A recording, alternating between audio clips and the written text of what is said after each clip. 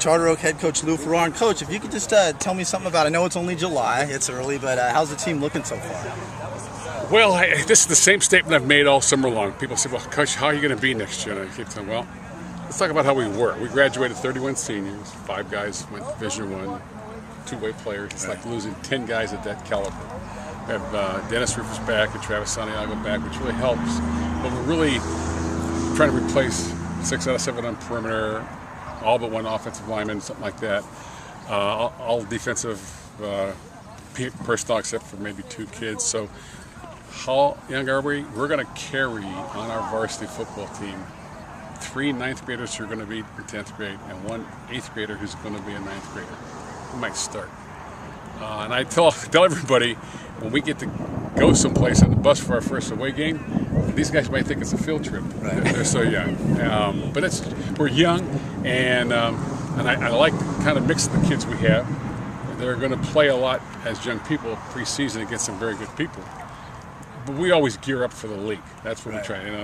They only send people to the playoffs if you do well in the league. Yeah, exactly. And we're moving up in the CR League, and that's going to be a lot of competition for our kids. We'll have a weak sister in the whole schedule. So we got a lot of young kids. That's the big part, and saw a lot of good seniors walk out the door. But, that's our job.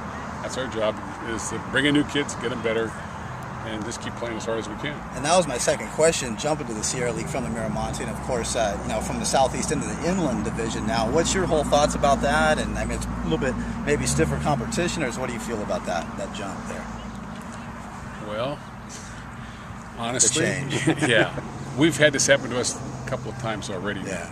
We used to be in a Montview League when we started, and they kept kicking us out of the leagues and kicking us up and kicking us up. We're still 1,800 kids.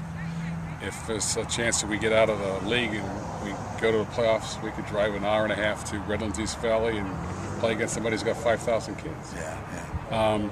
I feel bad for our school program. I think our football team and baseball team will slug it out, but I don't know. Maybe our soccer team won't score a goal. I mean, it's going to be tough for all the programs moving up. We have a real small incoming freshman class where enrollment's down, but we're playing against real big schools.